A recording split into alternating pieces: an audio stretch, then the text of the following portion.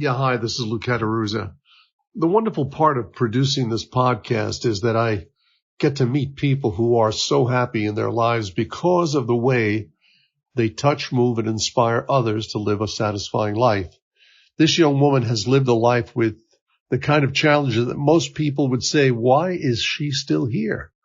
Or, I don't know, I couldn't go through what she's done, she's gone through.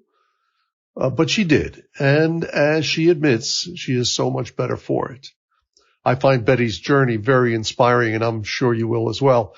So take the time to watch the entire clip and listen to her transformation that has put her on a path where she is experiencing the value of making a difference, not only to others, but to herself.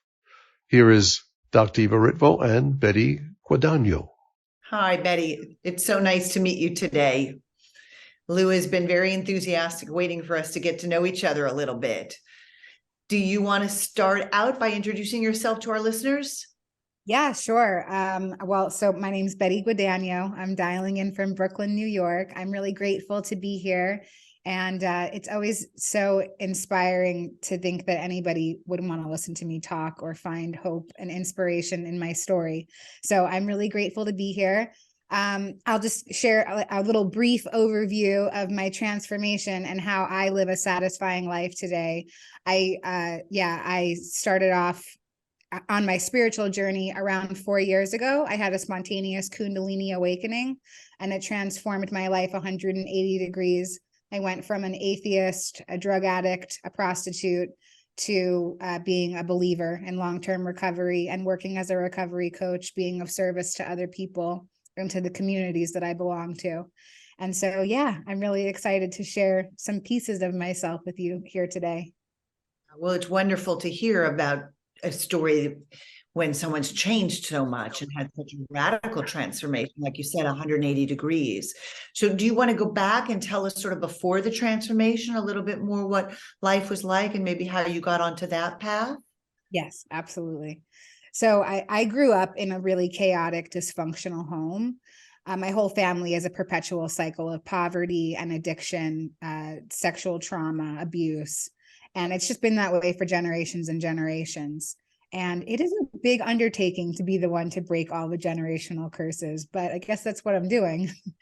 And in 2007, my parents, they were both active addicts. My parents taught me how to use, their parents taught them how to use. It's just a learned behavior in our family because there's a lot of sexual trauma that goes on throughout everyone's life. So yeah, you're just taught at a very young age to use. And in 2007, my parents, who were both actively using, had hit a new bottom in their addiction, and they made a decision to stop using drugs. And they did that by committing suicide with one another. Yeah, I was 23 when that happened. My sister was 18.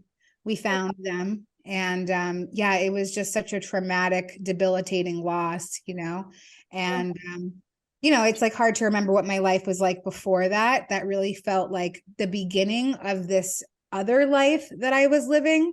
So, before that loss, I mean, I was already an addict before that, but, this loss gave me this great excuse to use, like I have to use drugs. How am I supposed to cope with what's going on in my life?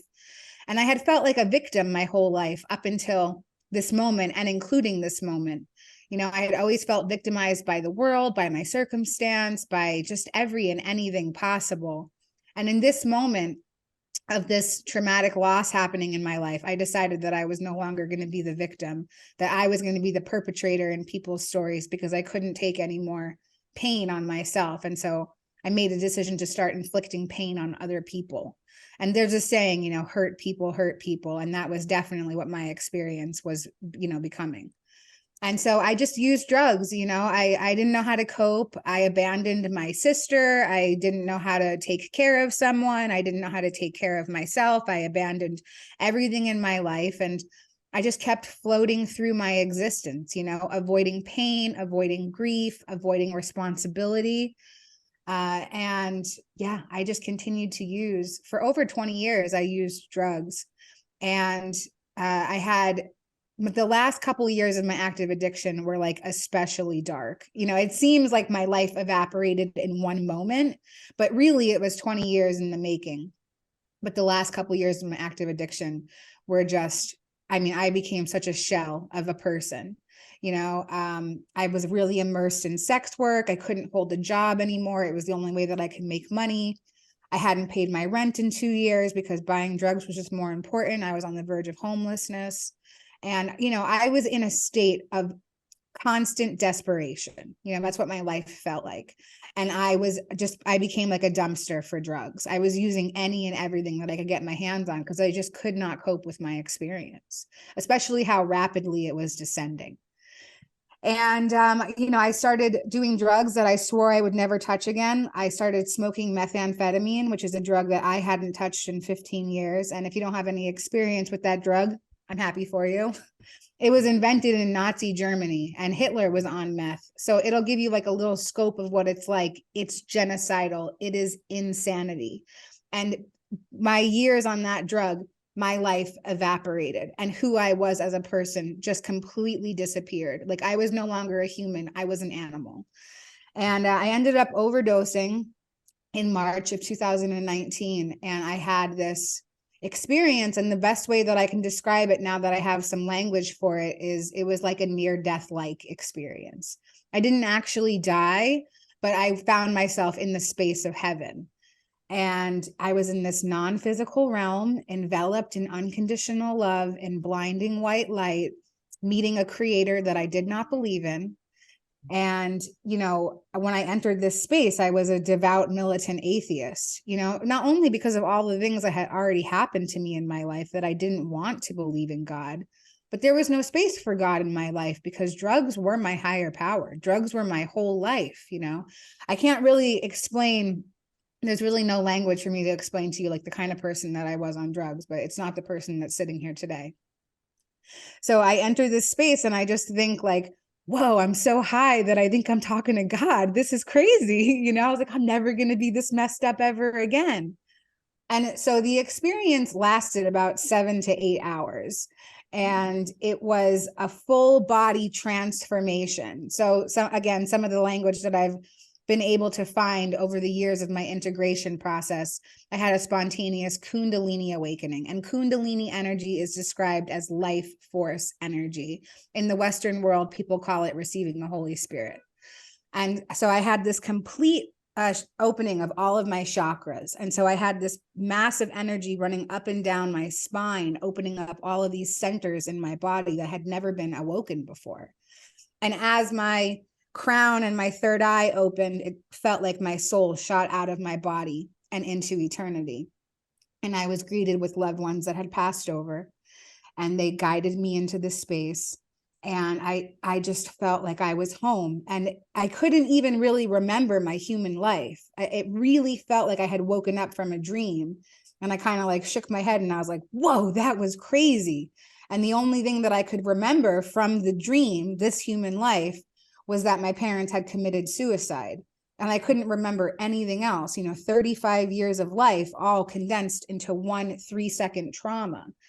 And so when I think about it now, I'm like, wow, I can't believe how much energy I invest in worrying about things. When I wake up in eternity, it's going to be like nothing even happened. So while I was in this space, I was taken through my pre-birth planning. So I was shown that I, as a soul, had chosen my life before I had ever come into form, before I ever came to earth. I chose my parents. I chose what family line I would be born into, the reasons why. I chose all of the adversity in my life, all the opportunity to overcome that I hadn't gotten to yet. And, in this moment of being downloaded with this belief, I instantly shifted out of my victim mentality. And I rose into my divinity as a co-creator of my experience. Things had no longer happened to me. They had happened for me, because on some soul level, I had chosen it for the evolvement of myself. And, this wasn't really making a lot of sense to me, but it felt so good and it felt so real. And it really felt like love and home. And I went through the vibration of every emotion. It wasn't all light and love. There was a lot of darkness that I saw, like on my journey in eternity as well. But the ultimate truth is unconditional love. And that's where I stayed for the majority of my time there. And so as I was shown my pre-birth planning, I said, okay, I get it. You know, this is kind of like a video game and I'm playing this character out on Earth and I'm done with the game. I'm not going to finish. I don't want to go back.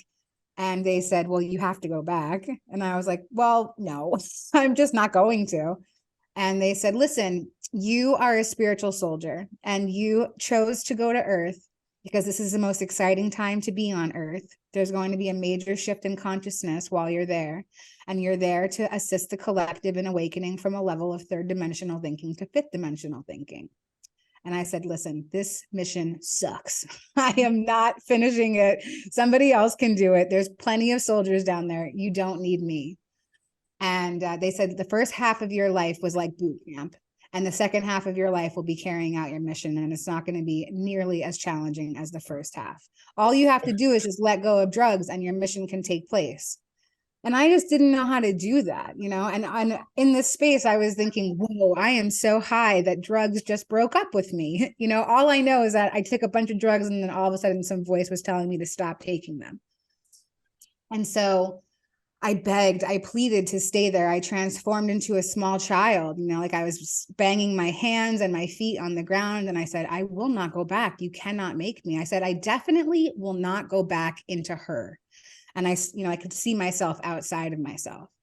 And they said, okay, you don't have to go back into her, but you do have to go back. You signed up to experience certain things and you haven't completed everything. So we'll show you the baby that you'll be born into so that you can complete these lessons. And they likened it to being like in college, like being in school. Like you signed up for a certain major, you haven't finished your classes, so you're going to have to start the semester over. And so I saw this baby that I would be born into, and they showed me her stats, like all of these things about her next to this little baby body. They showed me her gender, her ethnicity, where she would be born, her parents, her adversity, her life's purpose, her mission. And this baby had even deeper levels of hardship than I had already experienced. And I just couldn't imagine starting from zero. And so I threw my figurative hands up in the air and I said, well, okay, I can't do it, not from zero. So I guess I'll go back into her, you know? Wow. And then I found myself back in my awareness.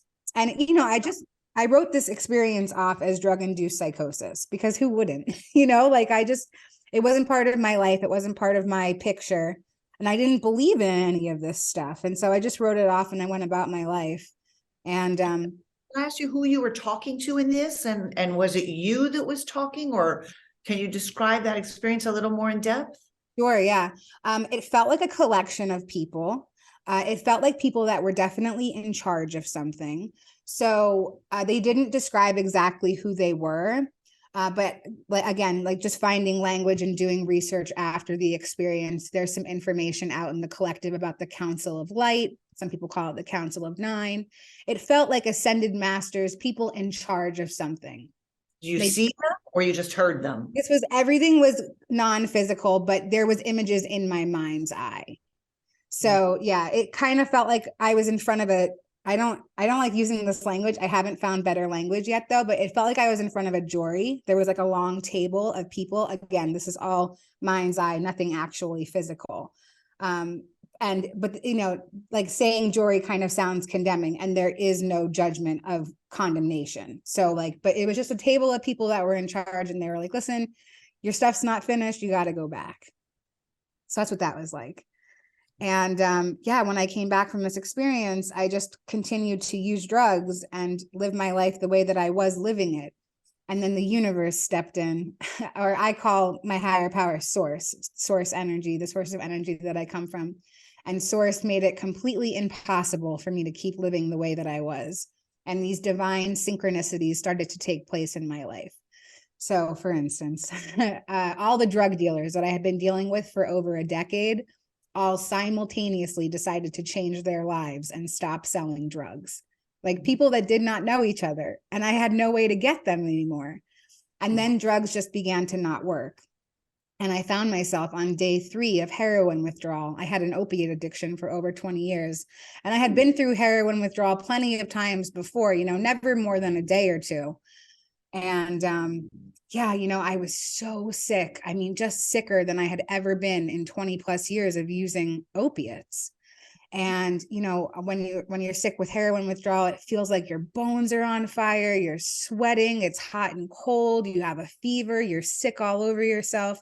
And I had this thought and I said it out loud and I said, man, I couldn't even kill myself if I wanted to right now, because I'm so sick that I can't even get up out of bed to figure out a way to kill myself. And right then I heard a voice and it told me that I could request what I wanted fixed. And I mean, I was in the throes of desperation. So I'm like, okay, I hear some voice, I'll go with it, you know? And so I wrote down on a little Post-it note next to my bed and I said, I want my pain receptors and my neurotransmitters fixed. I want to no longer be physically dependent on heroin. And I was very over intellectual about it, because I didn't say that I wanted to be rid of my drug addiction, because I still wanted to use other drugs. I just didn't want to have the physical withdrawal, the physical dependency to this one substance. And so they told me to lay back and to count down. And as I did, I saw these two little men appear in my mind's eye. They were these little white, bald men with these bulbous noses. They were wearing white lab coats, and they were just standing there staring at me. And then all of a sudden, these little lawnmowers poofed in front of them. And so now they were kind of like jumping up and down, holding on to the lawnmower. And I watched these two little men go in opposite directions and go through every crevice of my mind. And as they went through the crevices of my mind, I felt these intense hot tingles.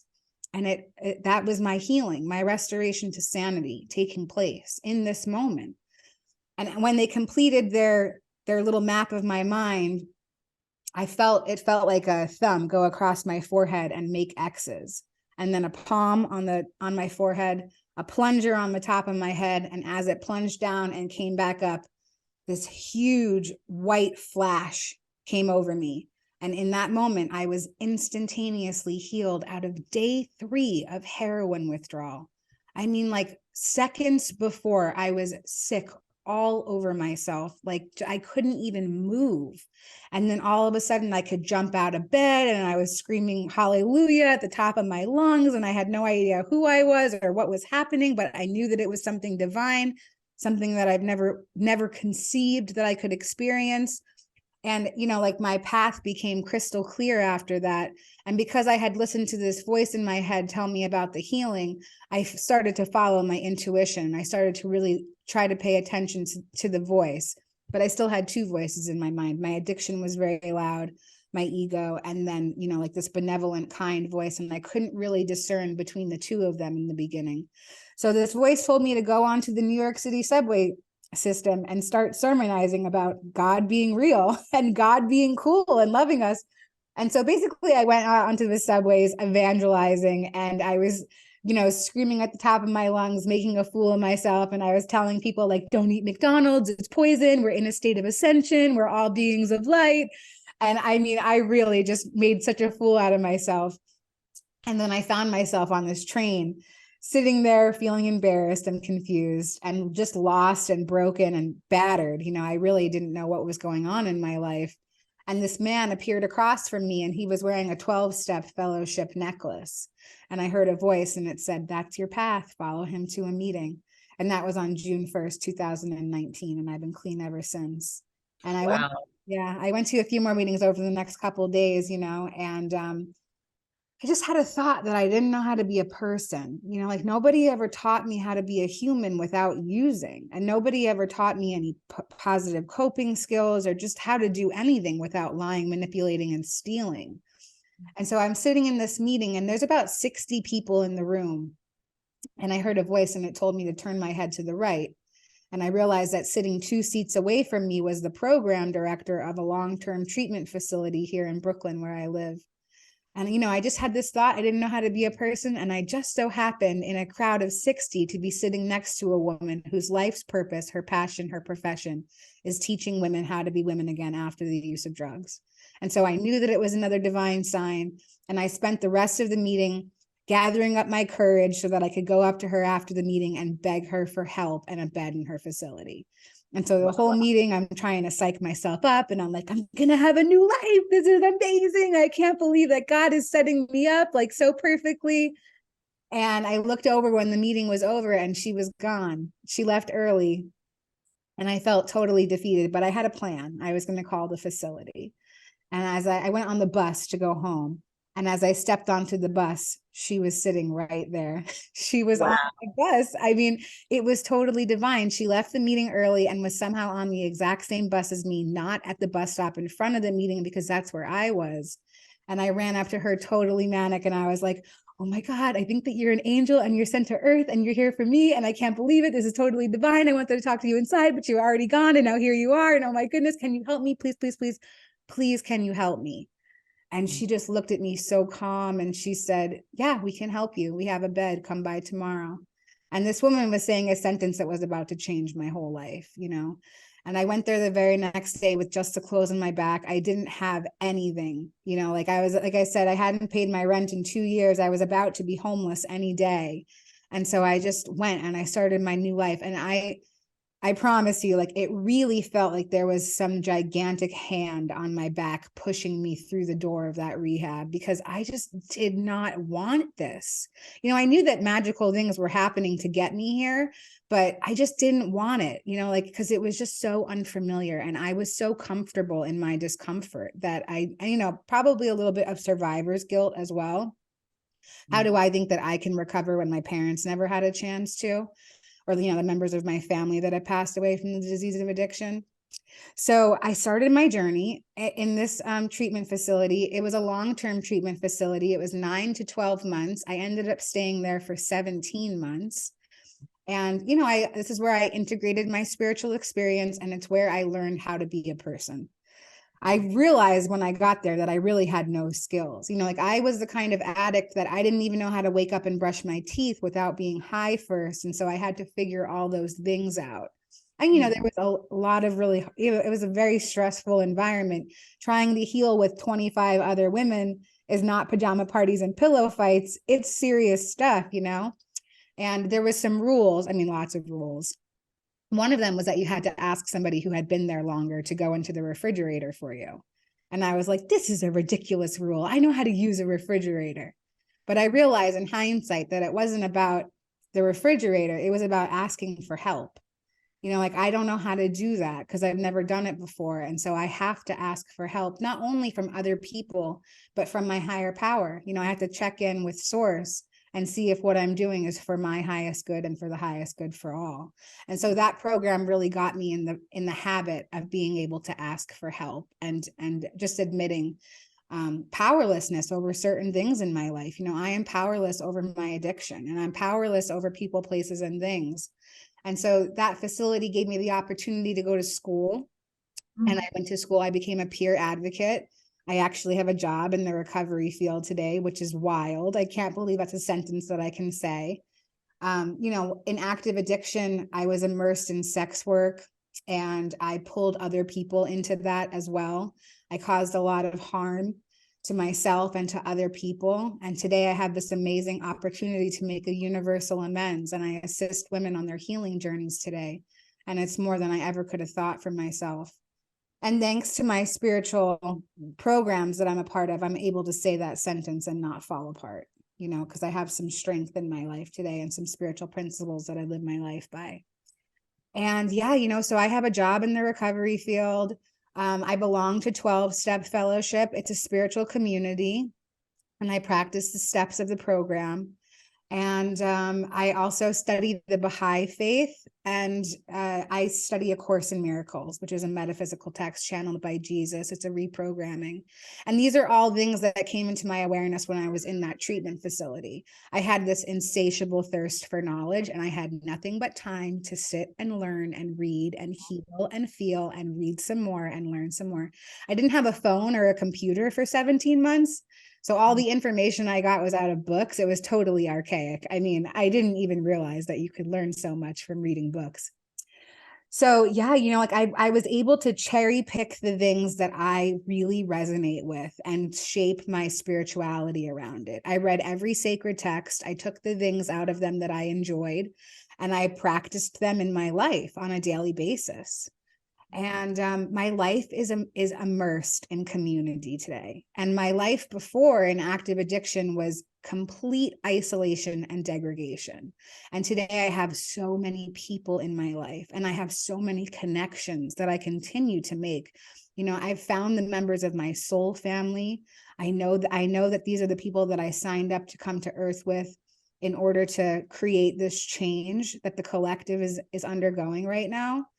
And my life, you know, there really are no words for me to explain to you what kind of depraved animal I was on drugs, but it's not the person that's sitting here today. And if transformation is possible for me, it's literally possible for anyone. I cannot explain to you that this was not ever going to be part of my life or my picture. And I'm no more special than anyone else. We are all infinitely special, and we are all worthy of living a satisfying life. So thank you so much for letting me share this very vulnerable piece of myself with you. I appreciate it. Well, we appreciate you being so open with us and telling us your story, because there are many people out there that are still suffering. What are you feeling right now? Yeah, I feel excitement. My spirit loves when we like get the story out. Like, yeah, you know, I mean, the feeling of success is still one that like it's still very unfamiliar to me. I mean, I see success in so many areas of my life, you know, for the contrast of my experience, you know, I went from being like a homeless meth head sex worker strung out on heroin to like literally living an abundant life today. You know, I have my own space. It's just mine, my name on the lease. I've never experienced that before in my life. I've been able to like reconnect with my sister. That was a very, you know, estranged relationship. And, you know, like as long as I just keep doing the next right thing and just keep putting, you know, my one foot in front of the other, it seems like the universe really does. It rewards me, you know, in these beautiful ways that I never thought were possible. And I see now how my thoughts really do shape my reality. My thoughts before were, I'm a drug addict, I'm a victim, I'm a sex worker, I'm impoverished. These were my thoughts. And so that was my reality. And today, I just switch my thoughts around, you know, even if I don't believe it at first, I just switch them around. And just by switching that thought, I create a new pathway in my mind and a new universe unfolds for me. What are some of the thoughts you have now? That I'm an abundant individual. And right now I'm trying to like live in the future, or like I'm trying to live in what I would like to manifest in my life. So I say that I'm a motivational speaker, I'm an author, I'm of service, I belong to lots of communities. Some of these things are true, and some of them are in the process of manifesting. But yeah, you know, my life is no longer thoughts of lack and loss and grief and sadness and suffering. You know, I know that my pain has a purpose, and if my pain has a purpose, then everyone else's does as well. It doesn't mean that I lack empathy. I just, you know, I know that it's for a purpose, even if the other person can't see it yet. So if we have a listener who's suffering right now, what would you advise them as a positive step that they could take? Yeah. Well, for me, some of the positive steps that really worked in my life, and I can only talk about my own life, is that I got involved with community, because I don't have to suffer alone, you know, and I've found that in being around like-minded people, no matter what it is that you're dealing with, there's a community for you. You know what I mean? And so for me, you know, like I belong to 12-step fellowship because those are like-minded people in the form of what I'm overcoming with my shadow and my addiction. And, you know, like it's manifested in other ways as well. I developed a lot of really nasty stuff with eating disorders when I let go of drugs.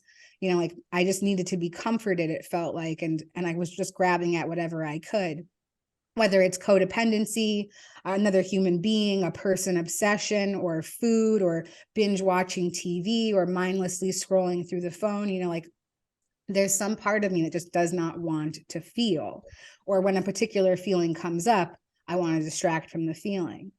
So like feelings of boredom or loneliness, things like that come up. Or even when I feel successful and joy, like those feelings are still pretty unfamiliar to me. You know, I'm only I mean, I'm about 3.5 years into this process of, the undoing and recovery. So, yeah, like my suggestion is to get on Google and find your people, and trust that the universe will send you exactly where you're supposed to be. But there's a tribe waiting to help you heal. I like that you said that, because that's how Lou found me, and that's how Lou found you, and that's how I ended up with you today. So I think, you're talking about our society changing and ascending, and clearly technology has its negatives, but hopefully the benefits really outweigh those negatives, and using the resources that we have to find people that can help us no matter what we're suffering from. And it wasn't even that Lou was suffering that he found me. He was just curious about something that I had written. So you can reach out to people from suffering, but you can also reach out to people from curiosity, for amusement, all sorts of ways. I know some of my patients are finding all these Instagram motivators really powerful, because what you experienced, I think, a profound change by being in an inpatient setting and having somebody there with you all the time. And that's one of the things that technology allows, is it allows 24/7 access to self-help. I know if, it's the middle of the night and I can't sleep, that's okay. I just go on Google and I Google yoga nidra for sleep. And all of a sudden there's a tool there that wasn't there, 20 years ago. So I think your point is so valid, that people should not be frightened of these feelings. We all have feelings, and a lot of them are negative. But that there is help for them, and we can all alter not just our feelings, but our thoughts, and we can all learn to live in a way that is much more satisfying. And yours is a very dramatic example. And I hope people who are suffering as much can have dramatic examples too, but this can also help people who don't have dramatic suffering, but who are just trying to lean into living a more satisfying life. So you mentioned community. My belief is we're all part of humankind, and that it's in our name, and without connection and without kindness, we're not going to be able to feel our best or do our best. So it's so nice to hear that part of your recovery is service to others. Because in that service you gain too. I know the famous story about, the founder of AA got sober and then went out and was trying to talk to other, drunks about getting sober. And one day he came home and he said to his wife, I haven't been able to help anybody. And she said, yes, but you're still sober, aren't you? And he said, yes. So I'm going to go out and keep doing the same thing. Right. So when we help others, we help ourselves. And when we help ourselves, in turn, that's helping others. There's really no distinction. We talked to Colin Drake just yesterday about how this is all an illusion of separateness. And when we're in that state, we get confused. If we can recognize that we're all part of humankind, whatever that means to you, then being in service of others is in service of ourselves. And so your dream of abundance to continue to help more and more people is also in service of yourself. And it seems like you're doing a wonderful job of manifesting it.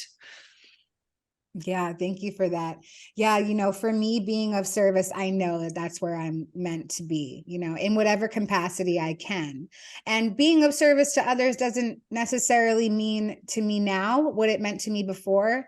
Like when I first came into recovery and reprogramming, I thought, like, I'm going to change the world. I need to figure out how I'm going to speak everywhere and share. And I realize now in my journey that sometimes my purpose is just to sit and listen and hold space for somebody else. I am a powerful testimony of transformation. I basically had to die and hit the lowest bottom of my life to get there. Other people don't need to do that. I wouldn't wish my bottom on anybody else. But I do know that people need just empathy and empathetic listening. And, that's what I do for work now. Basically, I just really hold space, like just the way that I look today versus what I looked like before, like I was sunken in and gray and my eyes were dead. And, my life was just, it was just dirty. And do you have a photo that you want to share with us? Because I do. Yeah. It's powerful, right? It is very powerful. After, and you look so beautiful now, and you look so young. It's hard to imagine that you had that many years of substance abuse. Yeah, I hear that a lot, but I will tell you that the last year of my active addiction, I looked probably 15 years older than I look now. This is all just from the power of spirit. This is spirit coming alive in a person. I realized when I was going through heroin withdrawal, I kept getting this image of the phoenix rising from the ashes because it literally felt like my bones were on fire.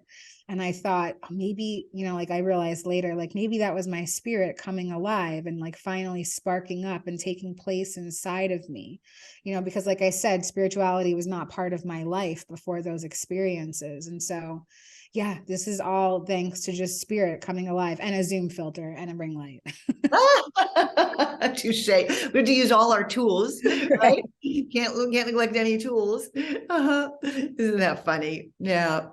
And how about your sister? Can you tell us more about how she's doing? Yeah, this is a relationship that's only just beginning to mend itself. When I got clean and I came into recovery and reprogramming, I thought like, well, every relationship in my life is going to transform the same way that I did. But that's not how it works for everybody. And I have to respect that, and I don't know how, and I'm learning how. I realized by working the 12 steps in my 12-step program that I have a lot of issues around control. I want things to be my way when I want them to be my way. And I have never been able to give that space to people. And so, yeah, my relationship with my sister has only just started to mend itself over the last couple of months. So I don't want to say too much because I'm like so scared that it'll go in another direction. But, like this is a person that we experienced a very traumatic thing together. Not only was our childhood very traumatic, but this loss was just so devastating. And we reacted in such different ways. And it didn't make any sense to me how two people could live the same life, but experience it in two totally different ways. And thanks to my understanding now of what perception is, I see that even though we grew up in the same space, we didn't experience things the same way.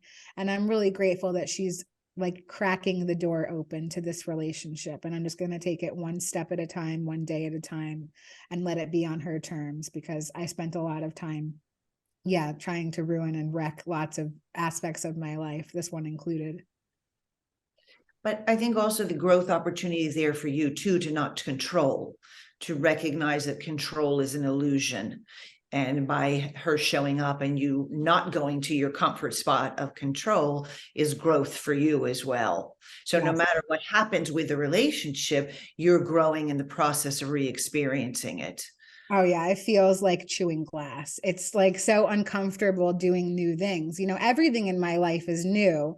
I'm seeing it through new eyes, through an awakened perspective.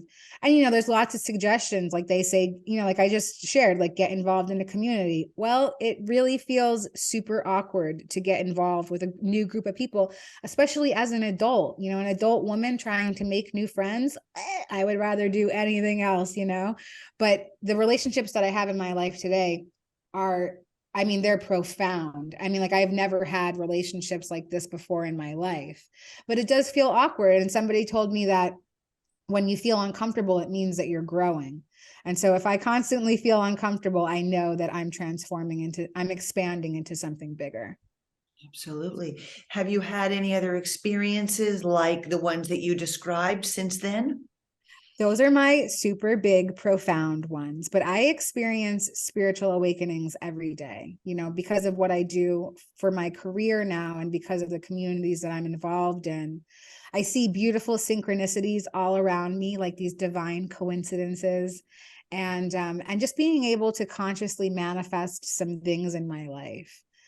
These are all just like moments of spiritual awakening. I haven't had any more white light moments in heaven, but I do have a conscious connection with a power greater than myself, angels, guides. And, when I was first in treatment, I felt like I didn't have any language for anything that had happened. And so I just kept saying really weird things. And everybody was like, please stop talking. I was like, don't you know that we're all dead and that this is heaven? And, like everybody was like, please, you're scaring us. Stop.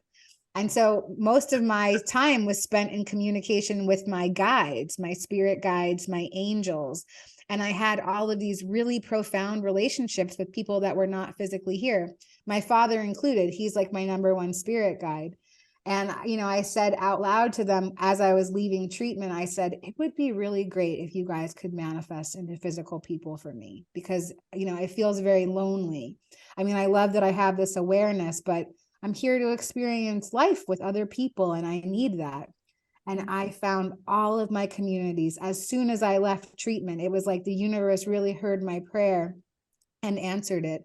I saw the Surviving Death docuseries on Netflix. And in the first episode, it's about near-death experiences. And I heard Mary Neal share about her near-death experience. And I said, oh my goodness, that's what happened to me. And I saw that there was some sharing groups online for the International Association for Near-Death Studies, the IANS organization. And so I went to their sharing groups, and I would just cry for the whole 90 minutes in the sharing group. And I would say, why did God reject me? Why did God reject you? What are we doing stuck here? And then as I heard other people share about their experiences and their integration process, I finally found serenity in my experience. I began volunteering for them. Now I work for them as I do the webinar coordination for them, and I'm starting a podcast for them as well next month. And so my life has just transformed into this beautiful thing. And all I had to do was just set intention, and the universe sent me all my tools. It's beautiful. Well, we intended to be motivated and inspired by you today, and I think we more than met our intention. It's a very, very compelling and interesting and deep, rich story. And I hope, our other intention is to help other people live a more satisfying life. And I think you and I are aligned in that intention. So I hope that we've accomplished that together here today. And I wish you all the best on your continued journey. Thank you so much. So grateful for you in this space.